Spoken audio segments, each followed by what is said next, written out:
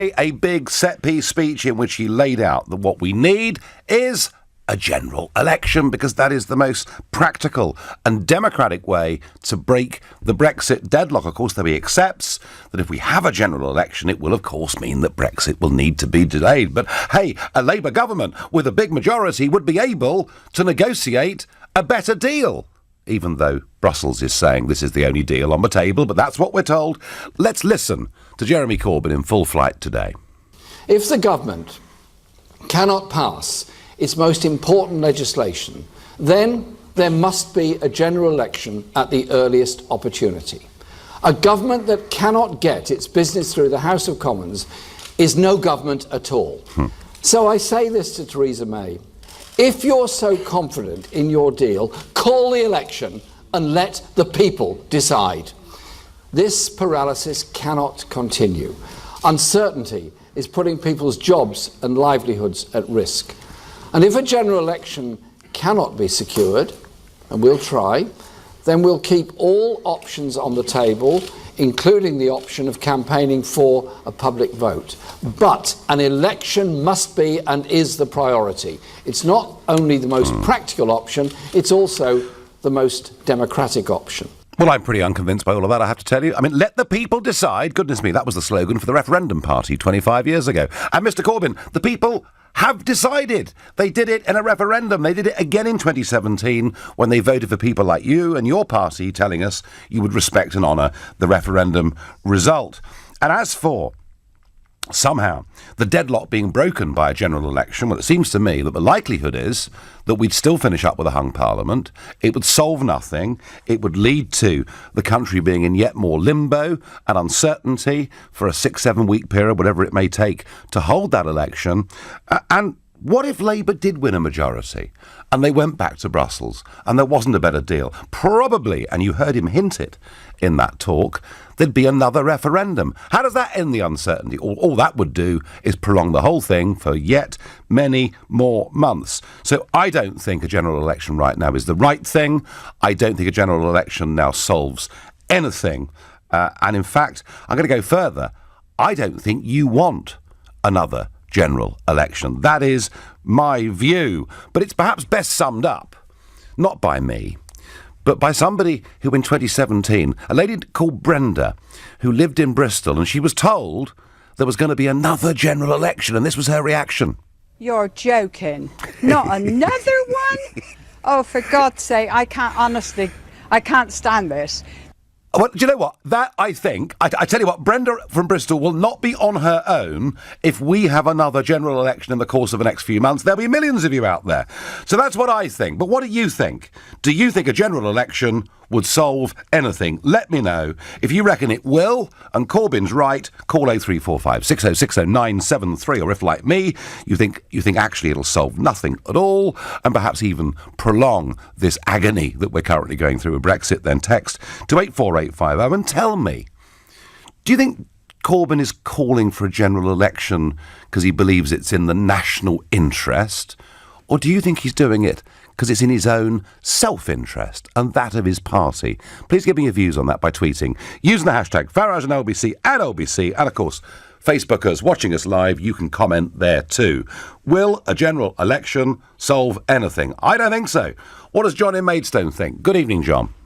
Good evening. I don't think it would solve anything, but I do think Labour would potentially win a general election if there was one, and here's why. I'm a Conservative voter. I voted to leave the EU, and I'm devastated in the current state of affairs, if you like, of not leaving ultimately. And so I would say that if a general election did come up, I probably wouldn't vote. I wouldn't vote for Conservative. I wouldn't vote for Labour. And I believe that there are people out there that probably would do the same. John, I agree with that. You mentioned before that you wouldn't vote. You said that before yourself. And I think there are millions out there that wouldn't because they're giving up the whole system. And that leaves the door open for the likes of Jeremy Corbyn, who has been straight from the start, this is what we want and this is what we're going to give. And I reckon he'll have the millions of voters that would probably vote for that. Well, John, I think mostly Remain. I think your position and I think there are millions of Conservative voters out there saying, do you know what, we have been let down like a cheap pair of braces, and we will not, on a rainy Thursday evening, walk down to the local primary school to scratch on a piece of paper with a pencil our choice. But equally, John, there's quite a history in this country of people not liking what they see as unnecessary elections being foisted upon them. That was part, I think, of what hurt Theresa May back in 2017. We don't like unnecessary elections, and we often punish people that call them. It's possible, John, and I think it would still be a hung parliament. But hey, let's take your premise. So, Labour get a majority in the House of Commons. You think that may happen? Would that solve anything as far as Brexit's concerned? From my point of view, no, I don't think it would. I think the underlying issue would still remain. What I would like to ask you, Nigel, is in an election, who would you vote for in that situation? Do you know something? If I was faced with a Conservative, Labour and Liberal Democrat candidate, let's say, in my constituency, and neither the Labour nor Conservative candidates had a proven history of being brave on this issue, I would go to the polling station. I mean, that I would do. I won't tell you live on air what I'd write on the ballot paper, but it would count as a spoilt paper, OK? That, I think, is how I feel, John, right now about the whole thing. Maybe there'll be another choice that comes along, I don't know. But right at the minute, I would spoil a paper. John, we'll see, but you're one of the disenchanted millions. Miles is a new caller from Cambria and Surrey. Good evening, Miles. Good evening, Nigel. How are you? I am well, but I'm unconvinced by Mr. Corbyn's arguments. Yes, so am I. To be honest with you, I think I'm just embarrassed now with everything that's gone on through Brexit. I don't think it matters whether you're pro-Brexit or pro-Remain. I just think the way that everything has been handled is an absolute disgrace. We're not doing ourselves any favours internationally. And I just don't think another election would help anyone because nothing seems to ever get cleared up or move forwards. And Miles, can I ask how you normally vote in general elections? I've voted Conservative to now, but I feel unable to do that in the future, and I certainly wouldn't vote Labour. Right. So you would just stay at home? I really don't want to do that because I think it's a privilege to be able to vote, and I think everyone should. But I would have a real tough time at the moment thinking who to vote for sensibly. Interesting. Miles, I tell you what, there's a lot of people thinking exactly the way that you do. Thank you. Gosh, if there is a snap spring election, late winter spring election, it could be the lowest turnout in modern times. I think it's pretty likely, actually. I get from Steve from Telford, what is the point of a general election? Do we vote for a party that doesn't want Brexit or the other party that doesn't want Brexit? I don't think an election will solve anything. All I want is a no-deal Brexit and to get out of the EU, says Steph. On LBC, Fluffy says to me on Twitter, I agree with your view, for once. Thank you. No one wants another election. We voted. The problem is that none of the politicians want Brexit, and the people do. The House has to give in to the people. Well, in the end, if the view of the people holds steady or grows, they will get what they want, but it may take a very long time. I wonder whether someone's going to disagree with me and tell me that an election will solve absolutely anything. Come on, you Corbynistas. 0345 6060 973. Tell me your man has got this right. I'm off to Exeter to speak to Rudy. Good evening, Rudy. Good, Nigel. Nice to speak to you again. Good to speak to you again. Rudy, you follow these things closely, I know, because we've chatted before. What would happen, do you think, in a general election? Well, I think it's pointless because both of them don't want us to leave the European Union. So what's the point? Either party are not going to give us what we want. And I suspect, Nigel, that if there was another general election, because we've already been stitched up on Brexit, most people aren't going to go out and vote. I think... Because they think, what's the point? No, this is a very, very common theme. But if there are more Conservatives disenchanted over Mrs May's Brexit betrayal, could that possibly allow Corbyn to sneak in with the majority? Oh, it could, because it's like I had a meeting with my local MP, and everyone in the room over the deal that Mrs May wanted to put forward said they didn't want it, and she said she was going to back it, and she's not even listening to her own constituents because it's not in her interest. There's a big old disconnect there, Rudy, isn't there? Definitely. No question about it. And I just think that all this is going to do is just going to cause more and more disruption, and people are going to get more dismayed, and Yes. people are just not going to even bother with it. I think that's right. I think a general election, far from being the most practical solution to break the Brexit deadlock, as Corbyn suggested, would probably do the opposite. Rudy, thank you. Here we are. David says it's critical that Labour state they are the official opposition to the government by becoming the Remain party. Otherwise, there is literally no opposition party and a general election is pointless. Us Remainers have no representation anywhere. Well, actually, in many ways, David, you're represented by all of them, really, aren't you? Because the Labour Party is now virtually a second referendum party. It's only being stopped from going to that position by Jeremy Corbyn himself. Mrs May's Brexit, in some ways, keeps us as tied into the European Union as we are now. Perhaps in some ways it's even worse. And the Lib Dems, you've got Sir Vince. He loves the thing. So does the SNP. So does Sinn Féin. You've got plenty of pro-Remain parties in many, many ways. But here's the other problem. And this is where I think sometimes the sort of North London, Islingtonite Labour Party that seems to run the show now, they're missing something. John Mann and others in the north of England get this in the Labour Party, and it's this. 5.1 million people who voted Brexit in June 2016, a year later, voted Labour. If Labour now becomes an outright Remain party, they will lose a huge chunk of that vote. And here's the key. There are so many marginal seats in the Midlands, in the North, even in parts of South Wales now, where if Labour were to lose 2,000 or 3,000 votes here and there in constituencies because they changed their stance on Brexit, they would have no chance of forming a majority, even against a Conservative Party who'd let everybody down as badly as they have. A general election, folks, solves nothing. It isn't going to happen, and people don't want it. That is my view. Come on, tell me I'm wrong. 0345 6060 973. You're listening to The Nigel Farage Show here on LBC. It's now 6:15, and time for the news headlines with Lisa Aziz. We are just days away, of course, from the big vote in Parliament. Certainly the biggest vote in Parliament for nearly 50 years, and some think perhaps for nearly 80 years in terms of its significance. It's, of course, Mrs May's withdrawal bill, which will go before the House of Commons next Tuesday. She can't possibly delay it again, it seems to me. Now, the latest number crunchers down in Westminster are estimating that she could lose by as much as 228 votes, which would be an all-time record for a government losing one of its own motions. And maybe this has something to do with her style of leadership. I mean, today she was with the Japanese Prime Minister, who was in London, and once again we have the global elites rallying to an ailing British Prime Minister. I'm not sure that it actually impresses anybody. But here's what she had to say about her deal and why it should be ratified. See if you think this is inspiring leadership. The only way to avoid no deal is to have a deal and to agree a deal. Again. And the deal that is on the table, the deal that is the deal that the EU has made clear is the only deal. But there is a good deal on the table. And for those who want to avoid no deal, then backing the deal. I want to see this deal getting through Parliament, but I believe it's in the national interest because it's a good deal, and therefore I hope that it will get wide support across the whole of Parliament.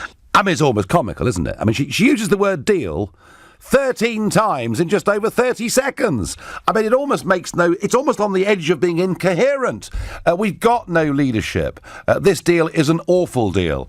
And I think one intervention today, if it wasn't already sunk below the waterline, is going to put it to the bottom of the ocean. And that is a letter that has been sent to the chairmen and chairwomen of every Conservative Party association around the country, and it is sent by the former head of MI6, Sir Richard Dearlove, and it's co-signed by the former Chief of the Defence Staff, Lord Guthrie. I mean, these are normally people who stay pretty much behind the scenes. They don't engage, especially in party politics, but they felt moved to. And they've written saying that the withdrawal agreement, if not defeated, will threaten the national security of this country in fundamental ways.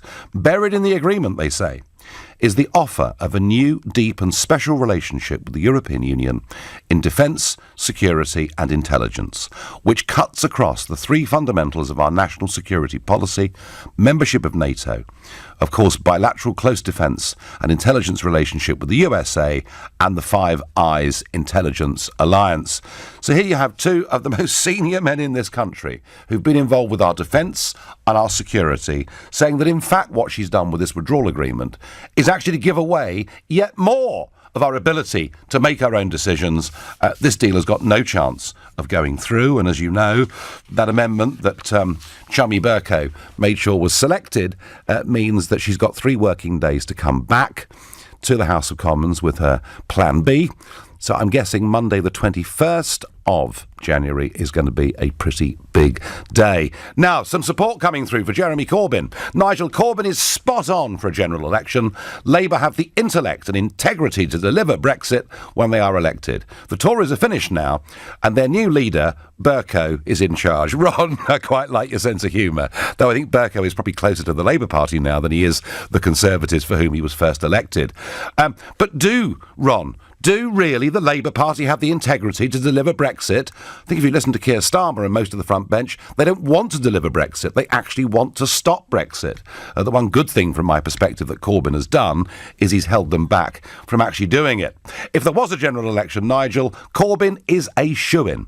The way that Theresa May and the Conservatives have sold this country down the river, they'll never be forgiven, says Laura from Shenfield in Essex. Mark in Thornton Heath says we need a general election because the government is unable to govern. Well, that's probably true. That little last bit anyway. This would allow both parties to rethink their policies and what they want to offer to voters. Mark, they would offer nothing different to voters in a few weeks' time than what we're getting right now. Mark, and all of you who are saying you think a general election would solve this, I think you're all wrong.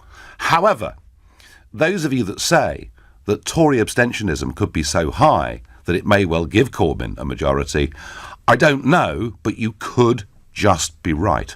Steve is a new caller from Berwick-on-Tweed. Good evening, Steve. Hello, Nigel. Nice to speak to you. Yeah, welcome. So what did you make of Corbyn today? Oh, God in heaven. So what you mean it was that good, Steve, yeah? I was a long time Labour voter. In fact, I actually became a member. But at the moment, if they got in, I hope they would get wiped out the way they're behaving. I really do. Oh, is that over Brexit, Steve, or more generally? It's just, the whole party's in absolute shambles as far as I'm concerned. Absolute shambles. I don't know what they stand for. I'd rather than vote for Labour, Nigel, I think I'd rather vote for a monster raving loony party. Well, to be honest. Yeah, sadly their leader is no more. Their great leader is no more. David Such, who I knew quite well, actually. He was rather fun, I've got to tell you. Steve, isn't really Labour's policy, we're not the Tories? Pardon? Isn't Labour's real policy, we're not the Tories? Yes. I mean, that's the appeal, isn't it? It is. But, I mean, if there was a general... Just bear with me. If there was a general election and the Conservatives were prepared to be bold, what they could do, I mean, I doubt they would, but if they were to field a Brexit candidate in every constituency that voted to leave, what would Labour do in that situation? Well, potentially they could be in real trouble, couldn't they? But could, yeah. but you see, Steve, you used a word there, bold. And I don't think in any word association test in laboratory conditions that Mrs. May and bold would go together very quickly. No, I know where you're coming from, but like I say, if they were, bold enough to do that, that would give Labour a real headache, because would they field a Remain candidate in a Brexit seat? This is what's so interesting, Steve, because in England, 70% of Labour constituencies were Leave voting constituencies, and that is the big dilemma that they've got. Steve, a bold Conservative leader that wasn't Mrs. May, that wanted to deliver Brexit, could wipe out this Labour Party in the marginals, but they're just not in that position. Thank you very much for your call and welcome. Lynn says, it would give us a chance to vote the bad apples out. Lynn, do send me another message and tell me who the good apples are, please. Imri says, there is nothing the political elite hates more than elections. Yeah, but right now, it appears that is what Labour want, because they think it's in their own interests. And I think, Imri, they're putting their own self-interest above that of the national interest and delivering Brexit. Jean says, if we have another general election and we don't like the outcome, can we have another general election? Well, why not best of three, rather like the referendum, really, isn't it? Andrew is calling from Warwick. Good evening, Andrew. Hello again, Nigel. I think we need to hold our noses and vote UKIP, because that's the only current party that's available. This Parliament, if you're angry, if you're listening and you're angry, you need to vote for somebody other than Labour or Conservative, because otherwise we're just going to stay on this merry-go-round forever. People get the government that they deserve, and if they continue to vote like sheep, to vote tribally, we're going to get the same thing. This Parliament needs an enema, and the only way to administer that extremely unpleasant enema is to take these career politicians and end their careers. Well, in many ways, Andrew, this right now should have been UKIP's golden moment. You know, UKIP managed in 2014 and 2015, across those two elections, a total of 6 million people voted for UKIP. If those people were rallied together right now, add a few on the top, you might even get UKIP beginning to break through the difficulties of the first-past-the-post system. But Andrew, forget my personal feelings about UKIP and what's happened, very sad personal feelings about UKIP and what's happened. I think the reality of where UKIP is now is they wouldn't even be able to field many candidates.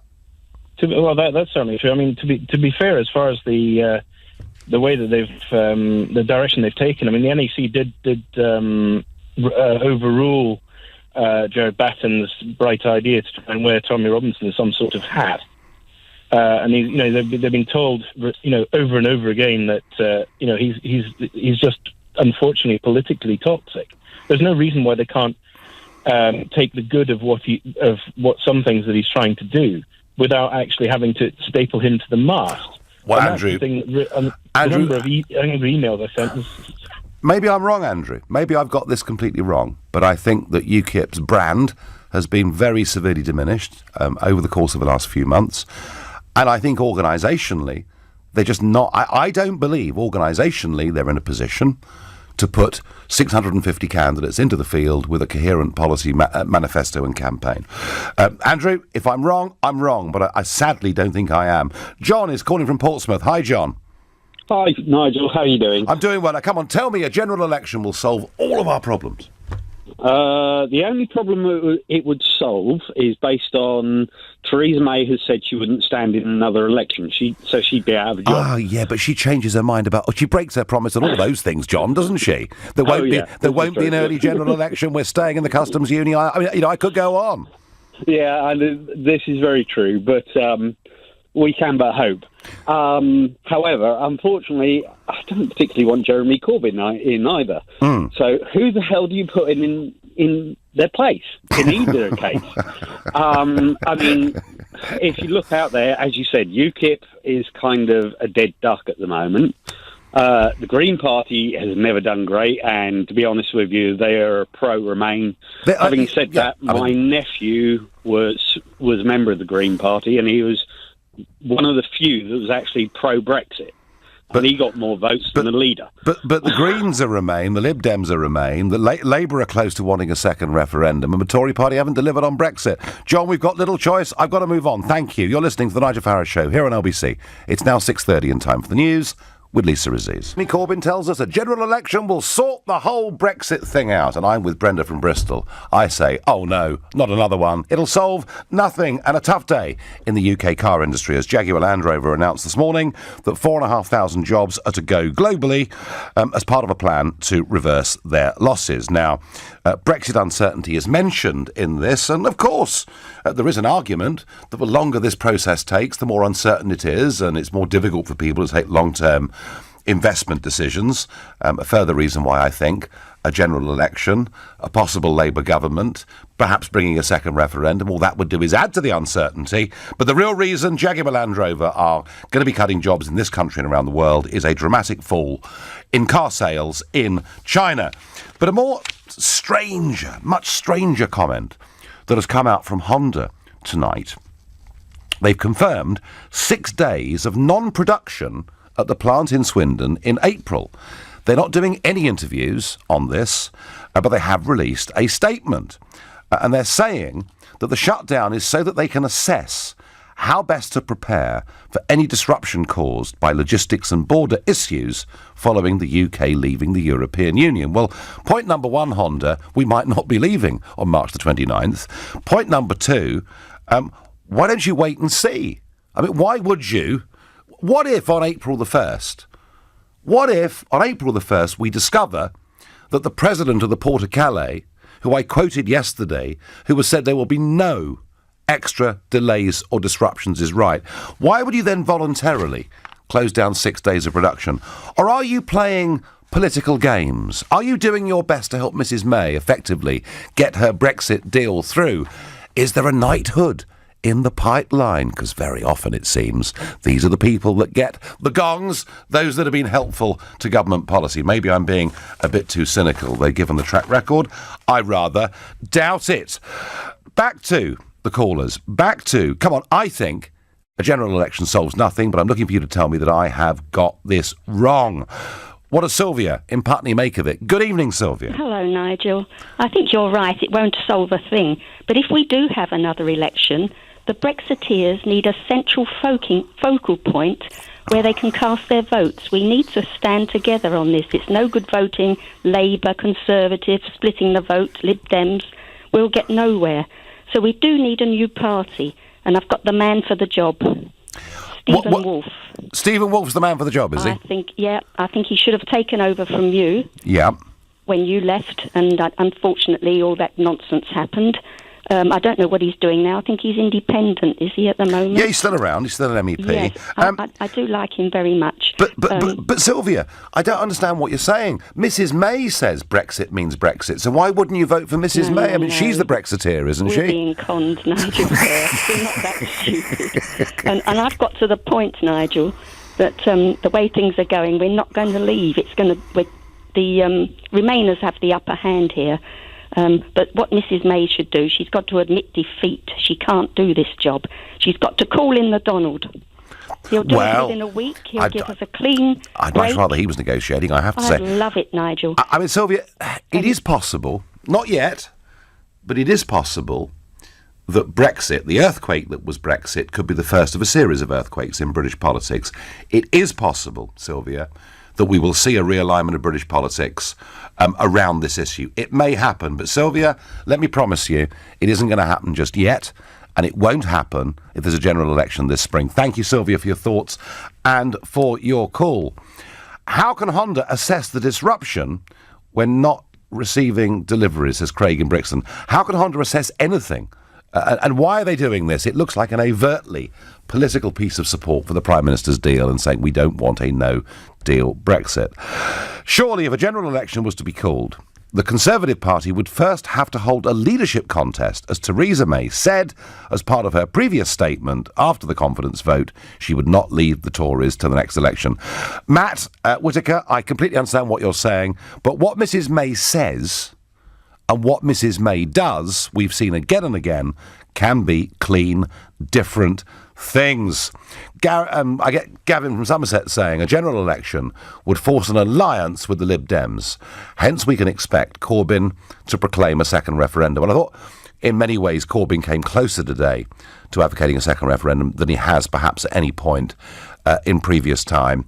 And Labour are on this journey towards becoming, you're right, a Lib Dem style Remain party, but there's a real problem there with 5 million of their own voters. Robin is calling from Whitehaven in Cumbria. Robin, will an election solve anything? I think the general election is the only way we can restore parliamentary democracy back to the House of Parliament, because at the minute what we've got factions and splinter groups of each party because they're all at it. So I think we're governed by parliamentary democracy, this country, and that's the only way we can restore democracy to its rightful place is by a general election. And then, because at the moment we've got MPs who aren't following the will of the people, you'll be the first to admit that. Now, those MPs should go back to their elect constituents and be honest with them where they stand on Brexit.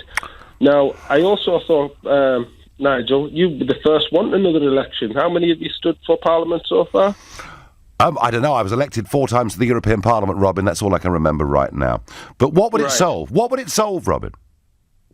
Well, I think you've got to... At the minute, we have... you're saying there are factions there, right? You're saying there are factions there. How would this... hang on. How would this election stop those factions being there? Well, the MPs would have to go back and be honest with their constituents. Would they? That's the old top and bottom of it is now. We have MPs who aren't following the will of their constituents. But Robin, in 2017, 85% of people voted for MPs standing for parties that said they would deliver Brexit, and it hasn't happened. So why on earth would we believe them again? Because I think people would realise, and there'd be a lot more scrutiny on MPs. You know, whether you voted Leave or Remain, at the minute, Parliament is a shambles. It's an absolute... We have a Prime Minister who has been taken hostage by parts of her own party, parts of the other party, parts of the DUP. We do not have any leaders in this country at the minute. Parliament is a laughing stock around the world. So how, again, Robin, I say to you again, how would a general... I mean, I agree with you, by the way, in many ways, but how would... There are some good people, but not many. How would a general election solve that? Because I would hope that those MPs who don't listen to the electorate and their constituents, I would hope they don't get voted in. Well, I would hope so too, Robin, but I tell you something. With our electoral system... 2/3 of seats in a general election, even when you get a dramatic swing, stay as they are, because the slightly poorer areas vote Labour and the slightly richer areas vote Conservative. And that's the way it's been for the last 100 years, and it's very tough to change it. Can I just say this, Nigel? Right? The position we're in now, there's no way out of this, because the DUP don't like the deal. So let's say, for instance, May's deal gets voted through. The DUP have got the power to collapse the government. So we will have a general election. They've got the numbers that they need to collapse the government. There's one other solution. There is one other solution, Robin, isn't there? Which is the government. The government stays firm on the legislation, the EU Withdrawal Act, and we leave on the 29th of March. That is perhaps the solution, and maybe that's the only way now that Brexit can actually be delivered. But I've heard Conservative MPs saying that they will, I don't know the term, well, I think I've heard it anywhere, I've read somewhere, that some MPs are threatening to resign the whip, so then, does that mean that the MPs will leave the party and be independent? Well, until the next election, probably, when they'll try and wheedle their way back. Robin, I wish I shared your optimism that our electoral system and our voters would be discerning enough to get representatives there in Parliament for the views of their constituencies. I just don't believe our system lends itself to that. But I admire your optimism, and I thank you. Reese from Manchester says, as a Labour voter, I'm disgusted by Corbyn today. Why doesn't he just come out and say he wants to remain? If he says he wants customs union and single market access, that is what he says.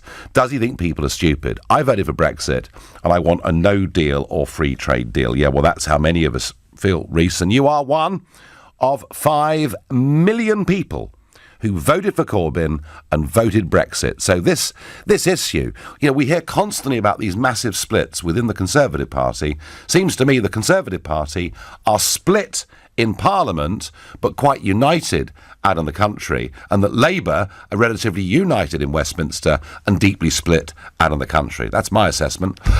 You're listening to The Nigel Farage Show, here on LBC at 6:45, and time for the news headlines with Lisa Aziz. I don't want another general election, nor does Brenda from Bristol, nor, I believe, do most of you, and I don't think it would solve absolutely anything. That's what we're debating, but before we do, important piece of news, I think. In Italy, the security services have rounded up 8 men, and maybe even higher than that, running a smuggling ring, headed up by a Tunisian man living in Italy, who on his Facebook page spreads Islamic State propaganda.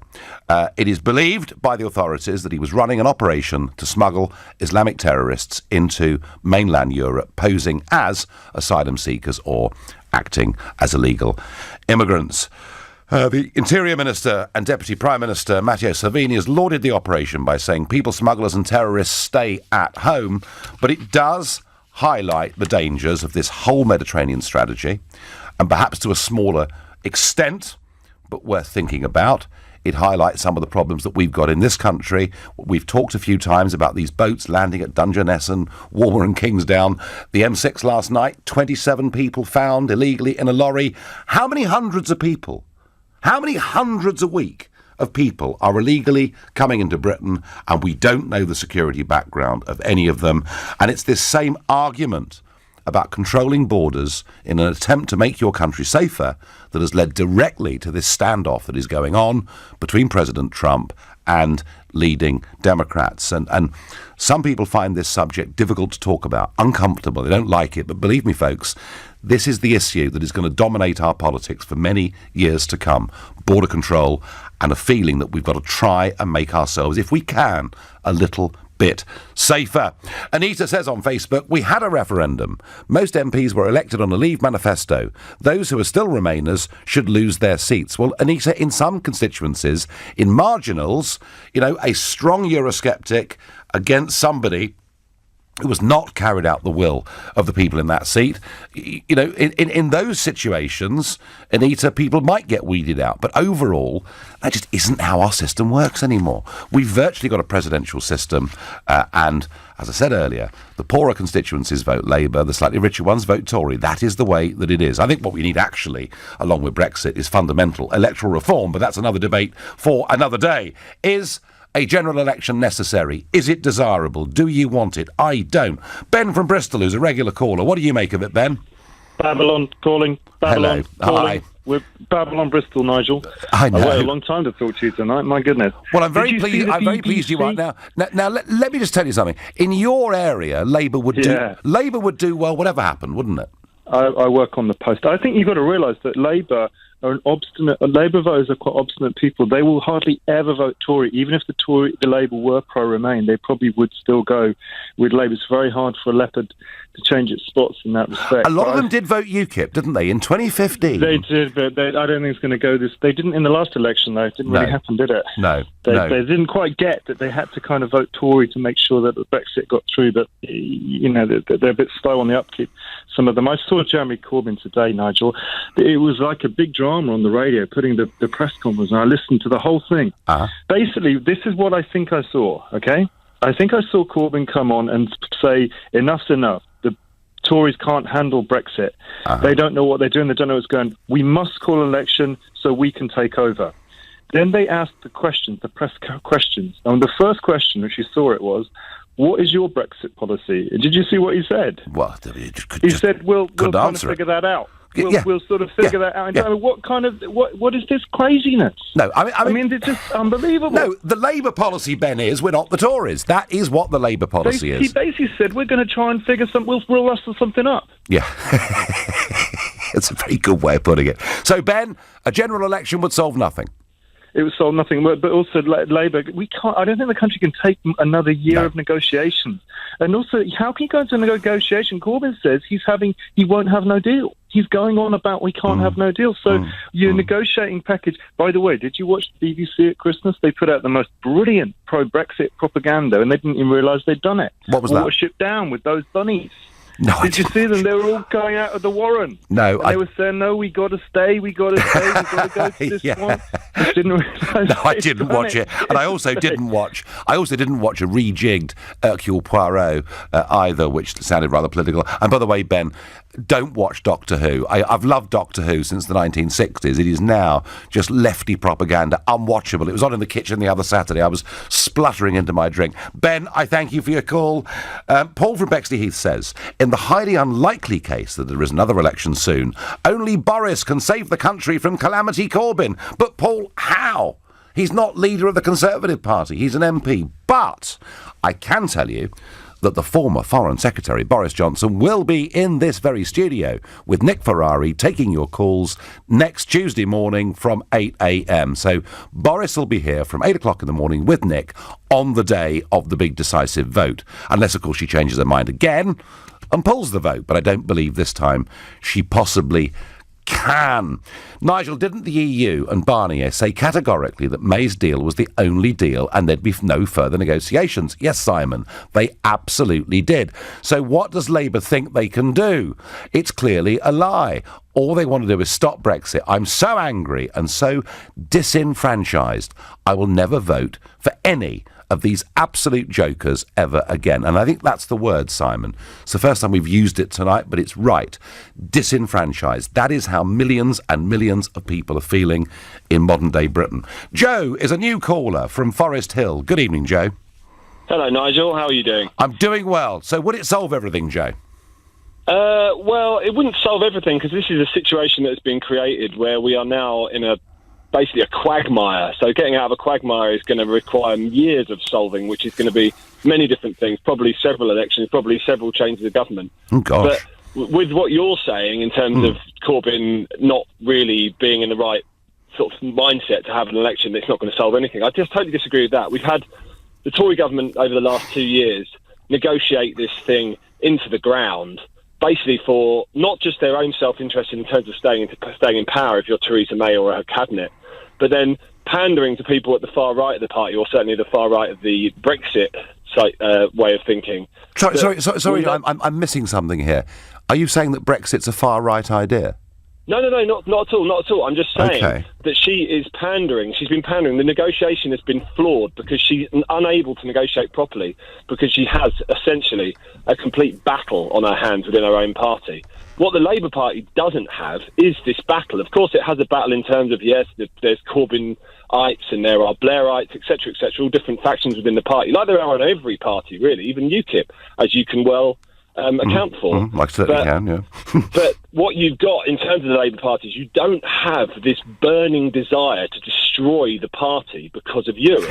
In Labour, people... Joe, not in Westminster, Joe. Maybe not in Westminster. And I get that Labour in the House of Commons are more united over this issue than the Conservatives are. I agree. But, Joe, are Labour very united out there in the country among their voters? And I would put it to you that with 5.1 million people having voted Brexit and then voted Corbyn, Labour's problem is in the marginals, in the Midlands, the north of England and parts of Wales.